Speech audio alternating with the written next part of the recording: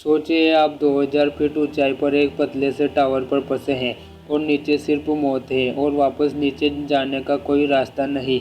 यही हुआ इन दो लड़कियों के साथ जो कई दिनों तक यहाँ फंसी रही। आगे जो हुआ वो आपके होश उड़ा देगा। अपनी डरपोक दोस्त को डराने के लिए इस लड़की ने सीढ़ी को 600 मीटर की ऊंचाई पर बार बार घुमाया। वह इस बात से अनजान थी कि इस झटके से उसके पैच ढीले हो जाएंगे। ऊंचाई पर पहुंचकर दोनों बेतहाश तस्वीर लेने लगी। जैसे ही वह घर लौटने ही वाली थी, मौत ने उन्हें घेर लिया। सीढ़ी अचानक नीचे की ओर खिसक गई और पेच टूट गए। एक सेकंड बाद रस्सी काफी मजबूत हो गई और बेटी लटकी हुई थी। 600 मीटर की ऊंचाई पर लगातार झूलते हुए गिरना लगभग निश्चित मौत थी। रस्सी को कसकर पकड़े हुए पीहू ने बेकी को ऊपर खींचने की कोशिश की, लेकिन उसका पैर फिसल गया और अचानक गिरने से बेकी चौंक गई। सौभाग्य से उसमें इतनी हिम्मत थी कि उसने जल्दी से अपना संतुलन बना लिया। फिर उन्होंने मिलकर काम किया। पीहू ऊपर की ओर खींच रही थी और बेकी चढ़ने की कोशिश कर रही थी। बेकी आखिरकार सुरक्षित ऊपर पहुंच गई। इससे पहले कि वे शांत हो पाते, उन्हें कुछ और भी बुरा एहसास हुआ। उन्होंने अनजाने में नीचे देखा और पाया कि उनकी हरकतों की वजह से सीढ़ी गिर गई थी। यह एक गंभीर समस्या थी। वे 600 मीटर ऊंचे एक विराम सिंगल टावर पर फंसी हुई थी। बिना सीढ़ी के नीचे उतरना नामुमकिन था। पीहू ने मदद के लिए फोन निकाला तो पता चला कि वे इतनी ऊंचाई पर थे कि उनके फोन पर भी सिग्नल नहीं आ रहा था। जब पीहू नीचे उतरने का उपाय सोच रही थी, तभी उसके बगल में बैठी बेकी को टावर के ऊपर रखे टूल बॉक्स में एक तुरबोन और गोला बारूद से भरी एक फ्लेयर गन मिली। तभी उसे एहसास हुआ कि उसने सुबह एक पोस्ट अपलोड की थी। टावर के डायनामिक्स को 300 से ज़्यादा सिग्नल मिले थे। अचानक उसे एहसास हुआ कि शायद कोई सिग्नल हो। उसने एक संदेश तैयार किया, अपने फ़ोन को एक रस्सी से बांधा और उसे नीचे उतारने लगी। रस्सी अपनी सीमा तक पहुंच चुकी थी और उन दोनों को अभी भी संदेश की आवाज़ सुनाई नहीं दी। यह देखकर कि उसकी दूरी कम होती जा रही थी, पीहू ने एक साहसिक निर्णय लिया। वह सुरक्षित क्षेत्र से बाहर निकली और सीढ़ी से 1.1 मीटर नीचे उतरी और 600 मीटर हवा में लटक गई।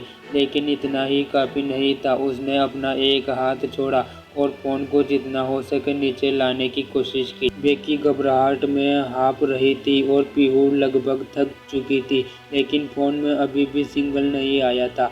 उसने एक संदेश भेजा और यह देखकर कि वह हार मानने वाली थी, उसके पास ऊपर चढ़ने के अलावा कोई चारा नहीं था। तभी बेकी को अचानक एहसास हुआ कि नीचे सिग्नल था, इसलिए उन्हें बस फ़ोन को ज़मीन पर उतारना था। पीहू को एक विचार आया। उसने फ़ोन को अपने जूते में ठूंसा, फिर फ़ोन को सहारा देने के लिए अपना अंडरवियर उतारा और उसे नीचे फेंक दिया। जूता 600 मीटर नीचे गिरा और यह पता नहीं चला कि वह संदेश पहुंचा या नहीं।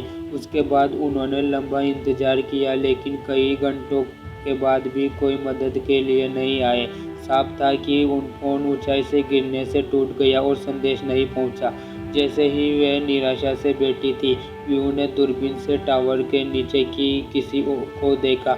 उत्साह से दोनों मदद के लिए चिल्लाई, लेकिन वे इतनी ऊंचाई पर थी कि नीचे वाला आदमी सुन नहीं पाया।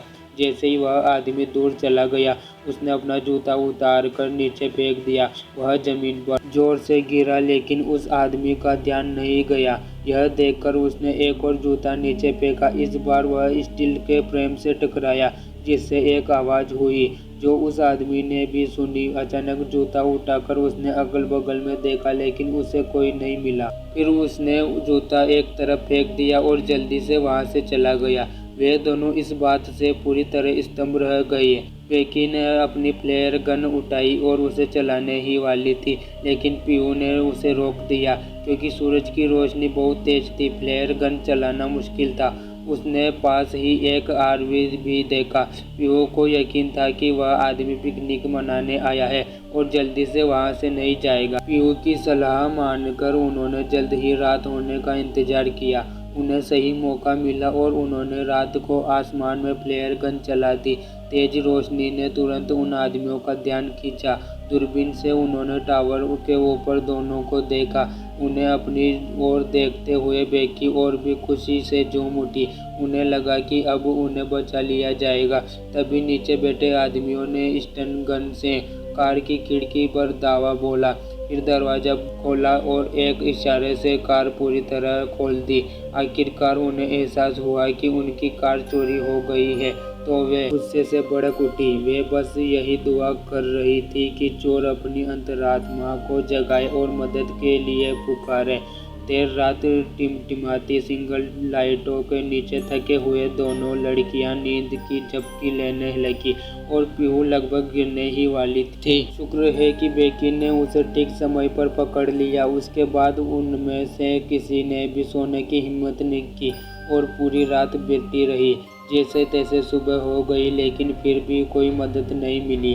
पूरी तरह से निर्जलित उनके पास खुद की देखभाल करने के अलावा कोई विकल्प नहीं था। पीहू ने बैग को ऊपर लेने के लिए रस्सी नीचे करने का सुझाव दिया, लेकिन कई कोशिशों के बाद भी वे उसे रस्सी में नहीं फंसा पा रही थी। यह देखकर पीहू के पास जोखिम उठाने के अलावा कोई चारा नहीं था और वह और भी कमजोर हो गई। पीहू ने मन ही मन तय कर लिया था रस्सी को खंभे से बांधना है। वह तैयार थी, पूरी तरह तैयार, लेकिन खंभा बहुत फिसलना भरा था और पहले से ही कमजोर पीहू सीढ़ी छोड़ते ही अचानक चौंक गई। जैसे ही उसने सीढ़ी छोड़ी, एक दुर्घटना घटी।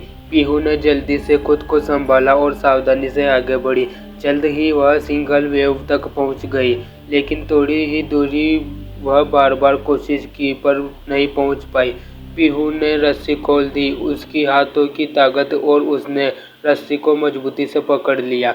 अपने दोनों हाथों और पैरों का इस्तेमाल करके झटके से हवा में सिंगल वेव पर कूद गई।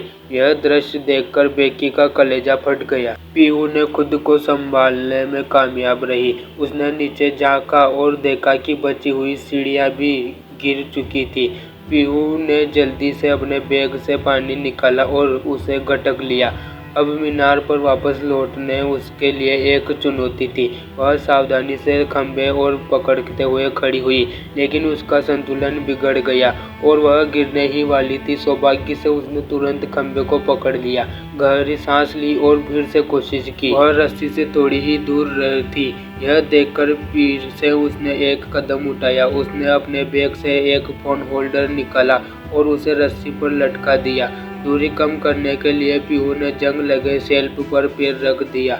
एक भी चूक उसके शरीर के टुकड़े टुकड़े कर सकती थी।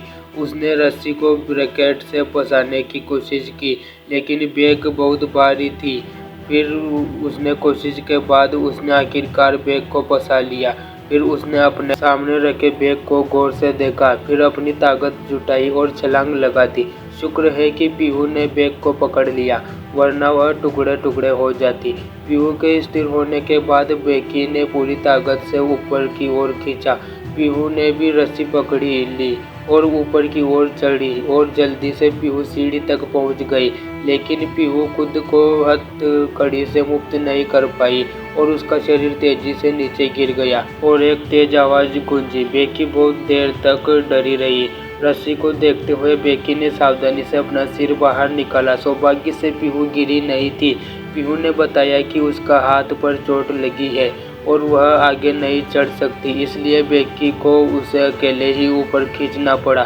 फिर बेकी ने पूरी ताकत से पीहू को ऊपर खींचा और वह टावर पर पहुंच गई। 2 दिन और 2 रात से प्यासी बेकी ने अपने बैग से पानी की बोतल निकाली और पीने लगी। जैसे जैसे समय बीतता गया, उनका पानी पूरी तरह से खत्म होता गया। फिर दोनों नीचे उतरने के बारे में बातें करने लगी। तभी बेकी को एहसास हुआ कि पीहू का खून से लथपथा चेहरा बस एक भ्रम था। पता चला कि गिरने पर पीहू ने अपना विश्वास खो दिया था और बेकी पीहू की मौत को स्वीकार नहीं कर पा रही थी। मानसिक रूप से अस्थिर हो गई थी और उसने अपने ऊपर खींचे गए बैग को पीहू समझ लिया था। कल से वह टावर के ऊपर अकेली थी। बेकी को इस कठोर सच्चाई को स्वीकार करने के लिए मजबूर होना पड़ा। अपना संघर्ष छोड़कर बेकी टावर के ऊपर गिर पड़ी, मौत का इंतजार कर रही थी। तभी चिल तुरंत उसके नीचे झपटा मारने बेकी के मांस को खाने लगी। तभी बेहोशी की हालत में पड़ी बेकी ने अचानक अपनी आंखें खोली और चील को पकड़ा और फिर उसे मार दिया। अब वहाँ बैठकर मौत का इंतजार नहीं कर रही थी। उसने खंभे पर लगी रस्सी खोली और फिर नीचे सीढ़ी पर चढ़ गई। सीढ़ी पर बकल लगाने के बाद उसने रस्सी नीचे फेंकी और फिर कुशलता से नीचे उतर गई। इस बार उसने जरा भी संकोच नहीं किया। रस्सी के अंत तक पहुंचने के बाद उसने तुरंत सुरक्षा बक्कल खोला और अचानक पीहू के पास कूद गई। उसने पीहू को देखकर रोने लगी। फिर उसने अपना मोबाइल फोन निकाला, मदद के लिए एक मैसेज टाइप किया, सेंड पर क्लिक किया और फिर पीहू के जूते के उतारकर अपना फोन जूतों के अंदर रख दिया। फोन को टूटने से बचाने के लिए बेकी ने अपना पूरा जूता पीहू के पेट में ठूस दिया और फिर उसे सिंगल टावर से नीचे गिरा दिया। अब बेला को बस टावर पर चुपचाप इंतजार करना था।